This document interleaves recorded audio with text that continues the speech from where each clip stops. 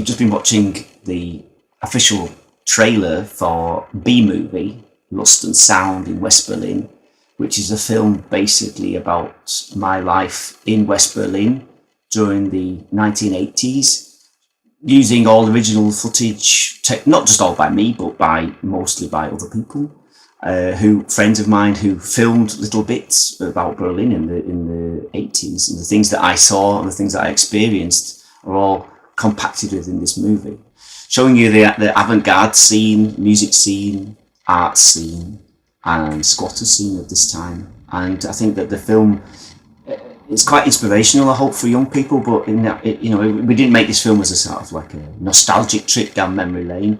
We just wanted to capture West Berlin, how it used to be, so that people get an impression about what this city used to be like before the wall came down. Because today people don't really know anything about West Berlin. They only know about East Berlin. West Berlin back in the 80s was a very different place than today, of course. But people know about West Berlin only from what people have heard, and they had no real kind of visual idea of what West Berlin looked like, how destroyed Berlin looked like in the 80s. Because today Berlin is all renovated, so you don't actually get to see all the kind of the bullet-riddled buildings anymore.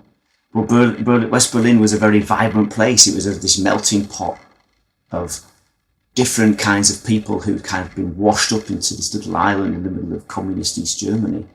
And they had the freedom to be able to do whatever they wanted, musically and artistically. And the wall just gave us this kind of guarantee that we could do this, because no one bothered with us in this period of time, because we were like on the outskirts of like Europe. So this film shows this era of Berlin, of West Berlin. And I think that is really quite an important part of the city's history. For people who are coming to Berlin for the first time, they get to see what West Berlin used to look like. The idea for this film was by Jörg Hopper, the producer of this movie, who wanted to actually initially make a film about West Berlin, just showing original footage. And he asked me to restore the music for the film, and I just said to him, I've got some footage at home that you might be interested in.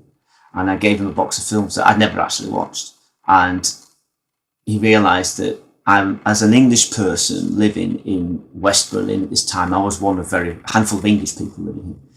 And he thought this would be an interesting viewpoint, because I'm not a German, and I looked at things with different eyes, of course, and being a foreigner, but also being part of the Berlin music scene at that point of time, I had a different viewpoint on the whole kind of scene. So he thought this would be quite interesting for the film, as opposed to having, if it was a German telling the story, it'd be very sad. Well, it's not, it's me telling the story, so it's very cynical. The next clip that you're going to see, it is derived from B-movie. It's New Order's Singularity, but you can watch for yourself anyway, you'll understand.